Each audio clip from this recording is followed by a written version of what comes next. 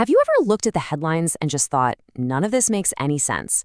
Right now, we're seeing huge job cuts and clear signs of financial pain for a lot of people. And yet, the stock market seems to be having a party, getting close to all-time highs. It feels completely backward.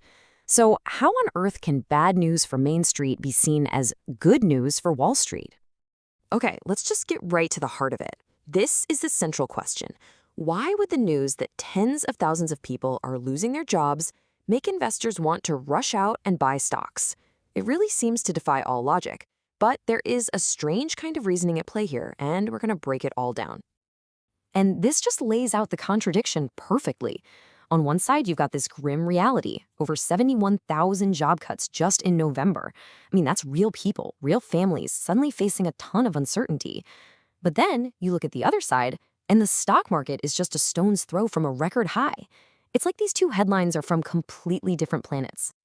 So, to really solve this puzzle, first we need to get a handle on the actual scale of what's happening in the job market, because the numbers are telling a story that's much bigger than just one bad month. Okay, let's put a real number to this. We're talking about more than 1.17 million jobs cut so far this year. And just to be clear, that's a massive 54% jump from this same time last year.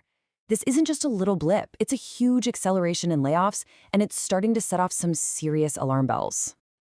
Now, this slide is really important because it puts that 1.1 million number in historical context. Look at this. Since 1993, we've only seen layoffs this high a few times.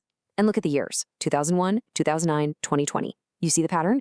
They were all official recession years. So the big takeaway here is that the labor market is flashing a warning sign that we pretty much only see during a major economic downturn. All right, so the job market is sending a clear distress signal. But to really understand why the stock market is reacting the way it is, we have to play detective and look for other clues. How are people and companies actually behaving? And the answer shows this fascinating split. This tale of two retailers tells us just about everything we need to know about the American consumer right now. Dollar General's stock jumped about 10% because they raised their profit forecast. And why? Because shoppers, even from middle-income families, are flocking there for the basics. At the same time, a giant like Kroger saw its stock fall because it missed sales goals. The pattern is crystal clear. People are cutting back, they're avoiding the non-essentials, and they're trading down to save a buck. And we're seeing a really similar split in the corporate world. Hewlett-Packard Enterprise noted that companies are getting super cautious with their spending on the basics, like servers and cloud services. But here's the paradox. At the very same time, they are pouring unbelievable amounts of money into artificial intelligence. So it's not like they've stopped spending entirely. It's a huge reallocation of money towards automation and efficiency while cutting costs everywhere else.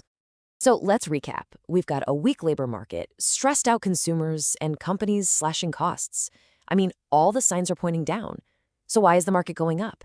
The motive, the reason for all this, can really be traced to one single incredibly powerful entity, the U.S. Federal Reserve. Now, to understand how the market is thinking, you just need to know this one term, dovish monetary policy. It sounds fancy, but it's simple. When the economy looks like it's getting weak, the central bank can become dovish. And all that means is they plan to stimulate the economy, usually by cutting interest rates. That makes it cheaper for everyone to borrow money, which hopefully gets things moving again. And this slide right here, this is the key to the entire puzzle. This is the bad news is good news logic that's driving everything right now. Here's how it works. Step 1, bad news comes out like that huge layoff report. Step 2, the market doesn't see a disaster. It sees a trigger. It immediately starts betting that this bad news will force the Fed to act. Step 3, that action is expected to be an interest rate cut. And step 4, investors anticipating that cheaper money is on the way for companies, they start buying stocks now, which pushes the whole market up. And this isn't just a theory. The market is putting some serious money behind this idea. This chart shows that traders are pricing in an 88% probability that the Fed is going to cut interest rates at its next meeting. The conviction here is just overwhelming. The market isn't just hoping for a rate cut. It's pretty much expecting it as a done deal. But this whole story isn't just about a short-term market reaction to a possible rate cut. The data is suggesting that we're also in the middle of a much deeper, maybe even permanent change in how our economy works. The reasons for these job cuts are a lot more complex than just a simple slowdown. So let's look at the why behind these layoffs.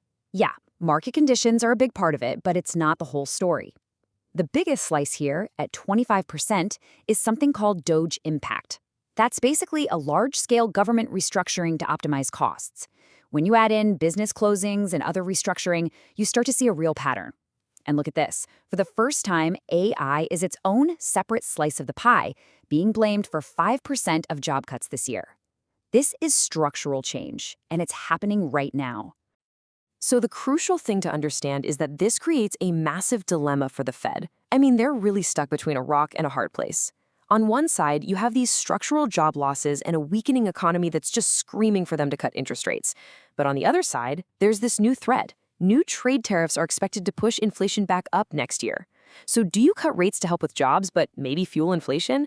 Or do you keep rates high to fight inflation and maybe hurt the job market even more? It's an incredibly difficult tightrope to walk.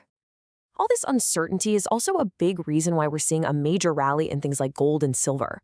Investors are looking at this situation and seeing them as a hedge, a safe place to be if the Fed makes a policy mistake. On top of that, you've got geopolitical risks and massive buying from central banks all over the world. It's a perfect storm.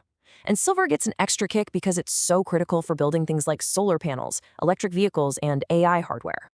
Okay, so after piecing all these clues together, the strange market reaction, the behavior of consumers and companies, and the Fed's huge dilemma, where does this story go from here? Well, there is one major event on the calendar that absolutely everyone is waiting for. The market has placed its bet. It is convinced that a weakening labor market is going to lead to rate cuts. The big test, the moment of truth, comes on December 16th with the release of the official government jobs report. Will that data confirm the slowdown, locking in the Fed's decision, and proving the market's strange logic right? Or will it tell a completely different story, forcing everyone to rethink this whole bad news is good news idea? That is the question on everyone's mind.